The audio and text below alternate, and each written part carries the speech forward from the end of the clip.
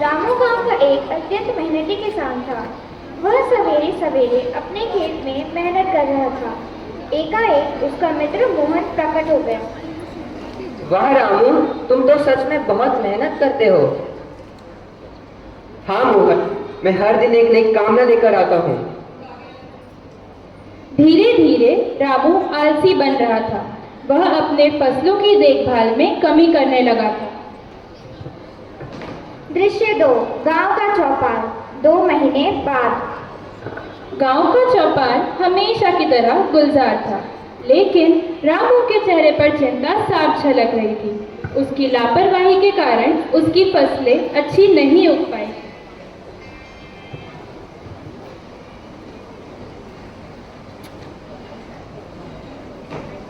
रामू, चिंता छोड़ो, बिन मौसम बरसात से क्या डरना।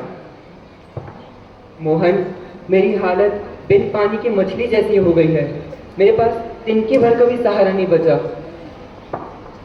रामू, जो चलता है वही पत्थर घिसता है। हाथ पर हाथ धरे रखने से कुछ हासिल नहीं होने वाला। तभी गीता, गांव की शिक्षिका, वहां आई और उनकी बात सुनकर बोली, अरे रामू, निराश क्यों हो? कोशिश करने वालों की कभी हार नहीं होती।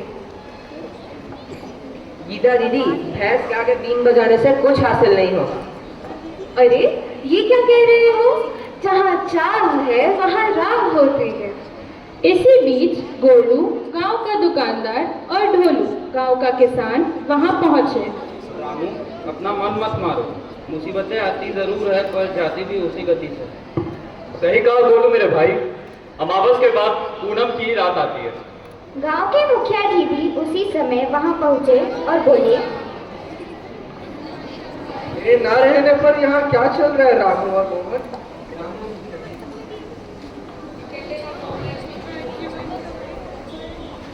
मुखिया जी, मेरी हालत ढाक की 3-5 जैसी है। मेहनत के बावजूद कुछ हासिल नहीं होता। कोई बात नहीं रामू, हिम्मत करने वालों की हार नहीं होती।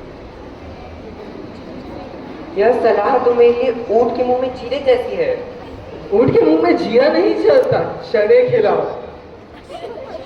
कोई नहीं, हर दिन एक नया सवेरा होता है। चने? लेकिन कैसे? यह मुखिया जी भी ना कभी कभी बड़े मूर्ख लगते हैं। सही कहा, बेवक्त मजाक करते। क्या कहा तुम दोनों ने? कुछ भी नहीं, कुछ भी नहीं।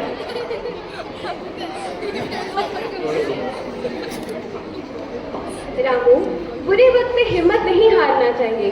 बीज बोकर थोड़ी सी मेहनत करने से काम हो जाता है। मुखिया जी की सलाह मान लो, ऊंट के मुंह में जीरा नहीं, चने खिलाओ। दृश्य 3, गांव का चौपाल। कुछ महीने बाद रामू और उसके मित्र फिर से मिलते हैं। रामू अब खुश दिखाई देता है। दोस्तों, तुम्हारी सलाह ने तो कमाल ही कर दिया। मैंने फिर से मेहनत और सब्र से शुरुआत की और इस बार मेरी फसलें अच्छी हुई हैं। धन्यवाद दोस्तों।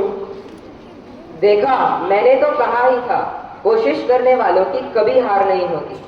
और ऊंट को जीरा नहीं, चने खिलाओ तो अच्छा होता है। बिल्कुल सही, और मेहनत का फल तो तुम्हारे सामने है रामू। देखा मेरे कहे गए स्वर्ण शब्दों की कीमत। हिम्मत करने वालों कभी हारते नहीं है, भले ही वो मैं हूँ या तुम हो। सभी मित्र और मुखिया जी ने मिलकर रामू को प्रोत्साहित किया और उसे समझाया कि मेहनत का फल हमेशा मीठा होता है। नए दिन की शुरुआत और मेहनत की राह पर आगे बढ़ने की प्रेरणा रामू जैसे हर मनुष्य को सफलता प्राप्त करवाता है और दिल में उम्मीदें जगाता है। पात्र परिचय। रामू के किरदार में श्रीहान केसरिया। बिन पानी की मछली जैसी हालत, अर्थात हालत बहुत ही खराब होना। मोहन के किरदार में विप्लव पांडे। भैंस के आगे बीन बजाना, अर्थात व्यर्थ की मेहनत करना जिसका कोई परिणाम ना निकले। गोलू के पात्र में सौम्य देव। जब दिन बुरे होते हैं तब रात भी लंबी लगती है, अर्थात जब समय खराब चलता है तब दिन बहुत मुश्किल से कटता है। ढोलू के किरदार में शौर्य प्रताप सिंह। अमावस के बाद पूनम की रात आती है, अर्थात हर कठिन समय के बाद अच्छे समय का आना निश्चित है। गीता के किरदार में इशिता शुक्ला। जहाँ चाह है वहाँ राह होती है। इसका अर्थ है कि अगर हम अपना लक्ष्य निर्धारित करते हैं और उसके प्रति पूरे मन से मेहनत करते हैं तो हमें सफलता अवश्य प्राप्त होगी। मुखिया के किरदार में अनुराग पांडे। स्वर्ण शब्द, ऐसे शब्द जो बहुत ज़्यादा मुख्य होते हैं किसी भी चीज़ के लिए, जिनकी बहुत ज़्यादा ज़रूरत होती है उस समय पर। निर्देशक जतिन सिंह और अनंता परिया।